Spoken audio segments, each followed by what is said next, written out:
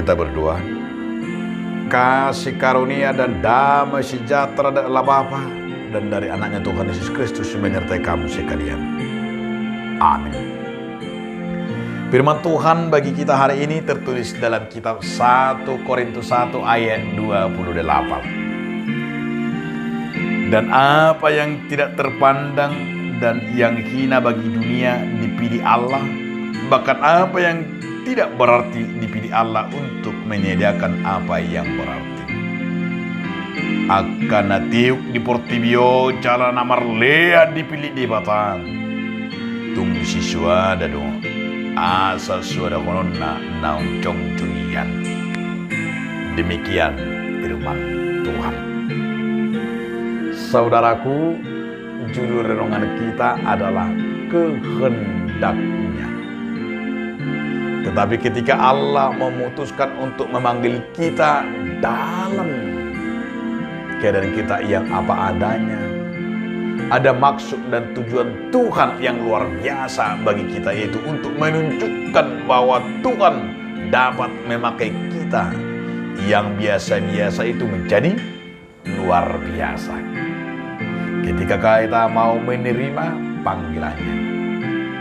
Jalan Tuhan itu berbeda dengan jalan atau pikiran manusia, pikiran dunia ini.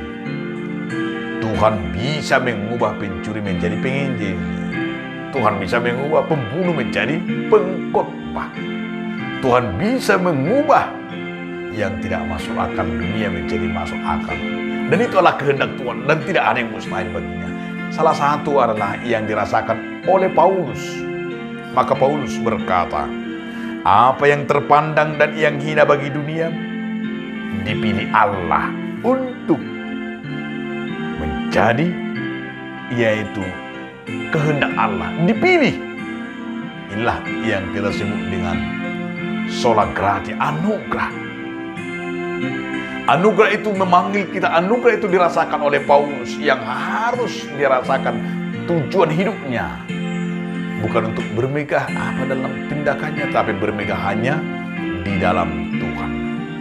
Jika Paulus mau menyatakan firman ini, bagaimana kita akan menyadari bahwa jangan pernah sepele terhadap kita anggap lemah, kita anggap bodoh, kita anggap dia tidak terpandang.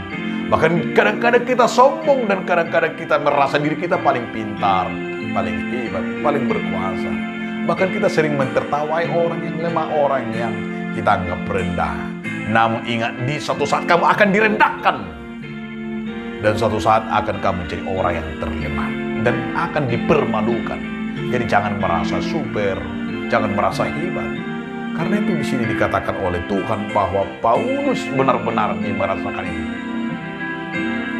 Tuhan akan memilih dan Tuhan akan membuat yang hal yang tidak pernah masuk akal menjadi masuk akal. Maka kesempatan diberikan kepada kita. Kesempatan ini menjadi bagian hidup kita, yaitu hanya menyerahkan hanya kepada Tuhan.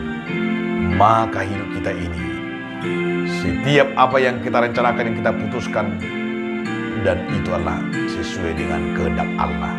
Dan pakailah karunia dan talenta kita untuk memuji dan membesarkan nama Tuhan. Jangan pernah merasa diri kita paling hebat, tetapi biarlah kita merasakan semua karunia dan anugerah Tuhan bagi kita untuk melayaninya. Amin. Terima kasih Tuhan atas firman yang bagi kami, agar kami Tuhan hidup di dalam firman. Amin.